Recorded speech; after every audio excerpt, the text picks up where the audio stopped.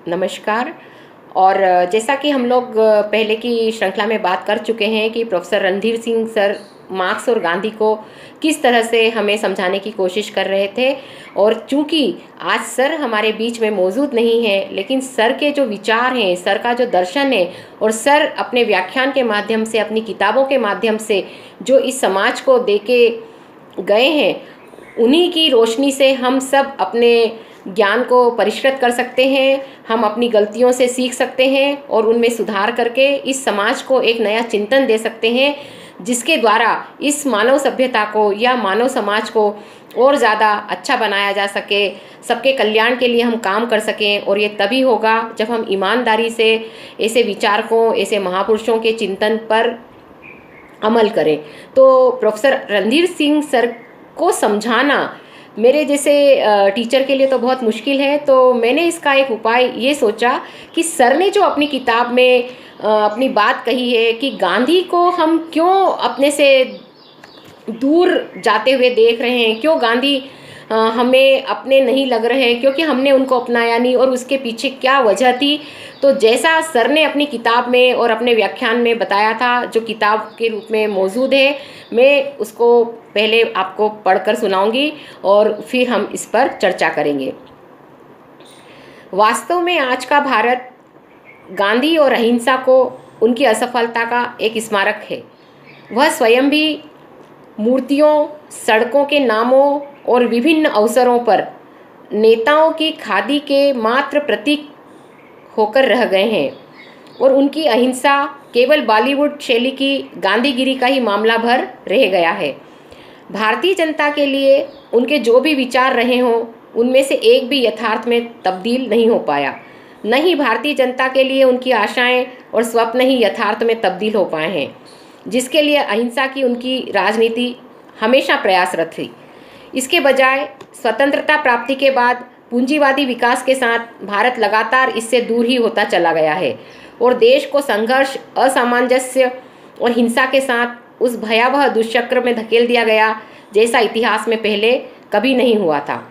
अपनी समस्त गलतियों, कमजोरियों और असफलताओं के साथ उनके सिद्धांत और व्यवहार में मौजूद समस्त अपर्याप्तताओं के बावजूद गांधी की एक धीमी सी आवाज़ मौजूद है, जिसे धर्मपरायण, नैतिक की रंग बिरंगी भीड़ और देश विदेश में प्रख्यात राजनेताओं के अभिवचनों से विभेदीकृत करने की ज़रूरत है। इसके साथ ही इस आवाज़ को उससे भी अलग करने की ज़रूरत है, जिसे गांधी शांति पुरस्कार विजेता दुनिया को अहिंसा का प्रवचन देते वक्त इस्तेमाल करते हैं। इन सभी महानुभावों में गांधी की भावना, उनकी ईमानदारी और साहस, उनकी मनुष्यता, और सबसे बड़ी बात, आम आदमी के लिए उनके जुनूनी प्रेम और सरोकारों का अभाव है,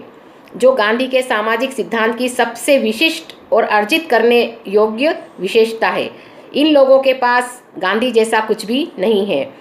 जिन्होंने किसी कमज़ोर के अनियंत्रित उत्पीड़न, दमन और उसके स्वसम्मान की हत्या में, भूखमरी और शोषण का शिकार होने में हिंसा की मौजूदगी को स्वीकारा था। यह वह गांधी है जिसके लिए स्वतंत्रता का तब तक कोई मतलब नहीं जब तक हम हर की आंख से आंसू न पोंछ लें। यह वह गांधी है जिसने सच्चा रास्ता चुनने के लिए इस तिलिस्म को चुनने का प्रस्ताव किया था। ब्रैकेट में, आपने जिस भी सबसे गरीब और कमज़ोर व्यक्ति को देखा हो, उसका स्मरण करते हुए इस बात पर विचार करें कि आप जो कुछ करने जा रहे हैं वह कार्य उस गरीब व्यक्ति के किसी काम का है या नहीं। क्या आपके इस कार्य से उस व्यक्ति को कुछ मदद मिलेगी? क्या आपके इस कार्य से उस व्यक्ति को अपने जीवन और अपनी नियति पर नियंत्रण प्राप्त करने में कोई मदद मिलेगी? गांधी की कोशिश भारतीय समाज के जन पक्षधर रूपांतरण की थी, यद्यपि उनके पास इस लक्ष्य की प्राप्ति के लिए कोई स्पष्ट सिद्धांत नहीं था। उन्होंने इस झूठी सभ्यता के बंधनों के बारे में बताया था और इसका तिरस्कार करने की प्रेरणा भी दी थी, यद्यपि उनका सिद्धांत इस सभ्यता से मुक्ति का कोई तरीका नहीं बताता है, नहीं इससे परे जाने का ही कोई तरीका प्रस्तावित करता है। इस गांधी की परंपरा वास्तव में राजनीतिक डायनामाइट है। इस तरह आज के वक्त में इस गांधी की विभिन्न गांधीवादियों से मुक्त कराने की ज़रूरत है और उन्हें आज के वक्त में भारतीय जनता के मुक्तिगामी उद्यम का हिस्सा बनाने की ज़रूरत है। यह कार्य किसी भावप्रवण रूप में मात्र उनके नाम या विचार को शामिल करके नहीं करना है, बल्कि समुचित सैद्धांतिक तरीके से पर्याप्त स्वसंगत ढांचे में करना है, जो कि मेरे विचार से, मतलब प्रोफेसर साहब के विचार से, समाज के बारे में अपनी आधारभूत समझदारी और सामाजिक रूपांतरण की आधारभूत तत्व से मार्क्सवाद बेहतरीन तरीके से उपलब्ध कराता है।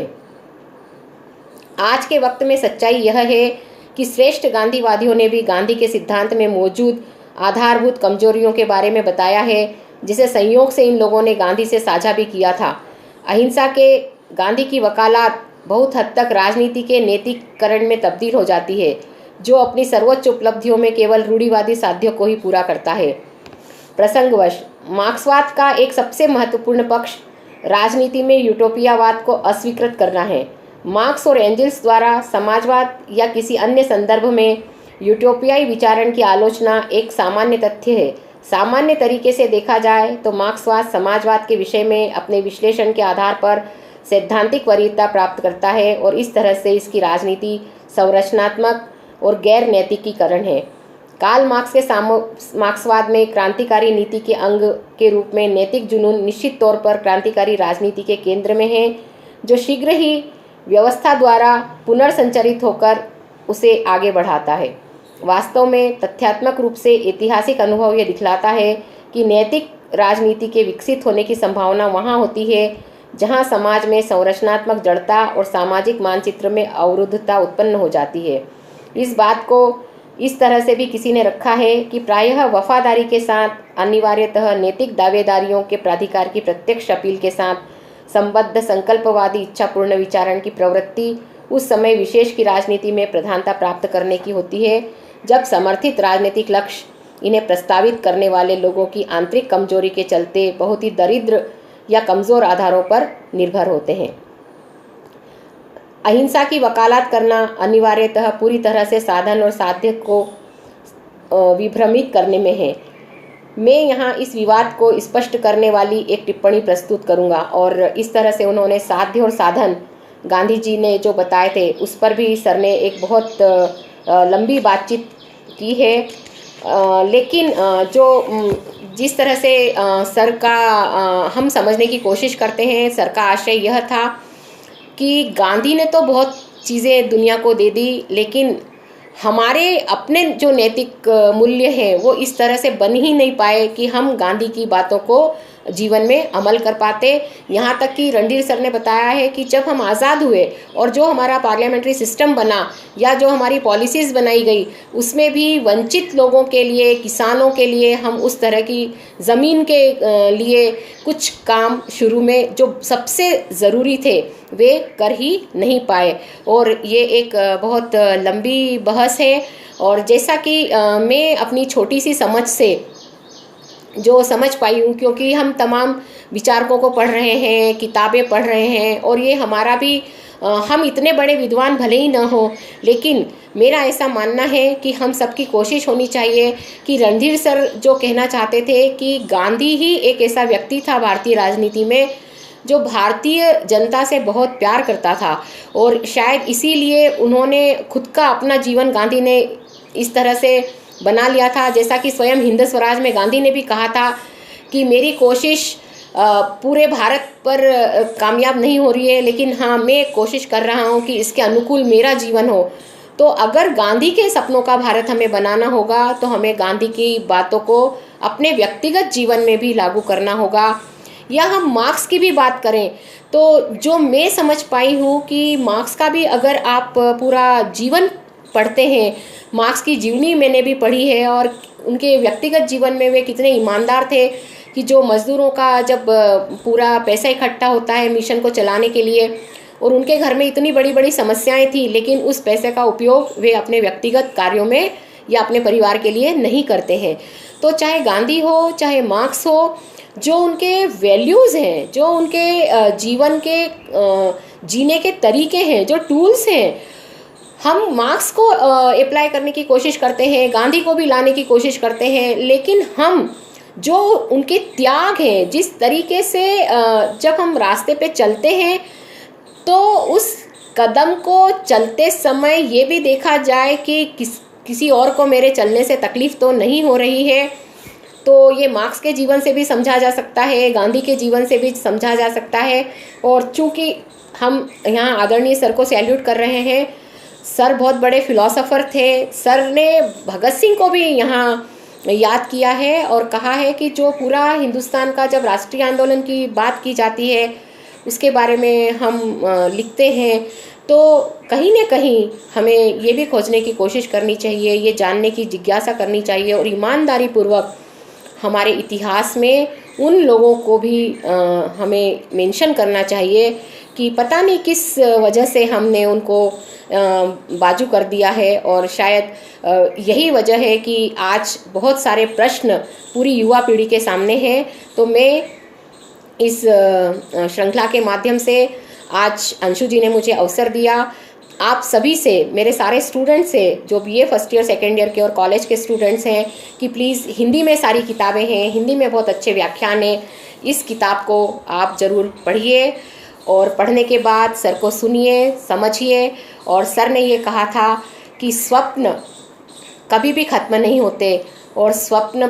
को क्रियान्वित करने के लिए हमें चलना होता है। और सिर्फ चलना ही नहीं होता, हम जहाँ भी हैं, मैं यहाँ टीचर हूँ तो मुझे ये देखना मेरा फ़र्ज़ है कि मैं जिस क्लासरूम में पढ़ाती हूँ, जिन विद्यार्थियों के बीच में हूँ, जिस कॉलेज में मैं सारे तृतीय श्रेणी कर्मचारियों के साथ हूँ, उनकी जो समस्या है और मैं उसमें कुछ कर सकती हूँ, तो मुझे वहाँ से नज़रअंदाज नहीं करना चाहिए, उन समस्याओं को नज़रअंदाज नहीं करना चाहिए, वहाँ मुझे समय देना चाहिए। और जब हम अपने अपने मुकाम पे समस्याओं से लड़ेंगे, यही गांधी ने भी हिंद स्वराज में कहा था कि आपको बहुत बड़ी दुनिया में घूमने की ज़रूरत नहीं है, आप जहाँ भी हैं उस एरिया में जहाँ तक अपने हाथ जाते हैं वहाँ तक आप काम करने की कोशिश करिए। क्योंकि अगर आप ईमानदारी से अपने क्षेत्र में, अपने अड़ोस पड़ोस में, अपने आजू बाजू में काम करते हैं, समस्याओं से लड़ते हैं, तो वह दिन दूर नहीं जब हम मानव समाज को एक सुंदर रास्ते पर ले जाएंगे। और मेरा ऐसा ख्याल है कि जब दास प्रथा थी यूनान में, और दास प्रथा के खिलाफ जब लोगों ने आवाज़ उठाई होगी, तो सारे लोगों को ये लगता होगा कि अरे ये मुमकिन नहीं है, लेकिन आज ये मुमकिन हुआ। नस्लवाद के खिलाफ गांधी ने दक्षिण अफ्रीका में आवाज़ उठाई, उसके बाद संघर्ष किया, नेल्सन मंडेला ने किया। आज देखिए दुनिया, आज अमेरिका में फिर वही समस्या हमारे सामने आई है, लेकिन मानव समाज में ही ये एक ताकत दी है कि हम उन समस्त समस्याओं से लड़ सकें। समस्याएं कभी ख़त्म नहीं होती, मानव समाज जैसे जैसे आगे बढ़ेगा हर तरह की समस्याएं हमारे सामने आएंगी। जैसे हमारे पीछे के समाज का हम जब अध्ययन करते हैं तो हमें पता चलता है कि उस समय भी लोग थे जो आवाज़ उठा रहे थे, उसके खिलाफ लड़ाई लड़ रहे थे। ये लड़ाई कभी भी ख़त्म नहीं होगी, यही मार्क्स सिखाते हैं, यही गांधी सिखाते हैं और यही हमें सर ने सिखाया है। Thank you. मैं सर को फिर से प्रणाम करती हूँ। अंशु जी, आपको बहुत बहुत शुक्रिया। निक्कू, आपको भी बहुत बहुत गॉड ब्लेस। Thank you.